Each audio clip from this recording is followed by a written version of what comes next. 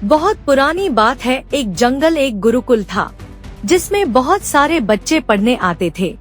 एक बार की बात है, गुरुजी सभी विद्यार्थियों को पढ़ा रहे थे, मगर एक विद्यार्थी ऐसा था जिसे बार बार समझाने पर भी समझ में नहीं आ रहा था।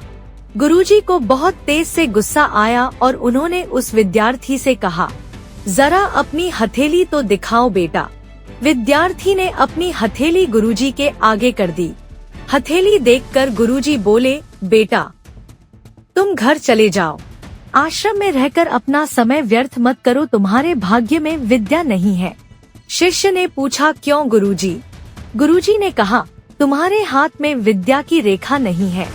गुरुजी ने एक दूसरे विद्यार्थी की हथेली उसे दिखाते हुए बोले, यह देखो, यह है विद्या की रेखा, यह तुम्हारे हाथ में नहीं है, इसलिए तुम समय नष्ट ना करो, घर चले जाओ, वहाँ अपना कोई और काम देखो। विद्यार्थी ने अपनी जेब से चाकू निकाल, जिसका प्रयोग वह दातुन काटने के लिए किया करता था। उसकी पैनी नोक से उसने अपने हाथ में एक गहरी लकीर बना दी। हाथ लहूहान हो गया। तब वह गुरुजी से बोला, मैंने अपने हाथ में विद्या की रेखा बना दी है गुरुजी। यह देखकर गुरुजी द्रवित हो उठे और उन्होंने उस विद्यार्थी को गले से लगा लिया।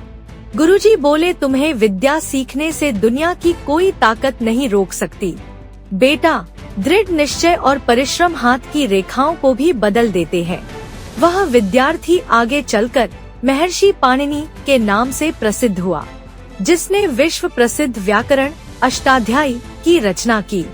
इतनी सदियां बीत जाने पर भी विश्व की किसी भी भाषा में ऐसा उत्कृष्ट और पूर्ण व्याकरण का ग्रंथ अब तक नहीं बना।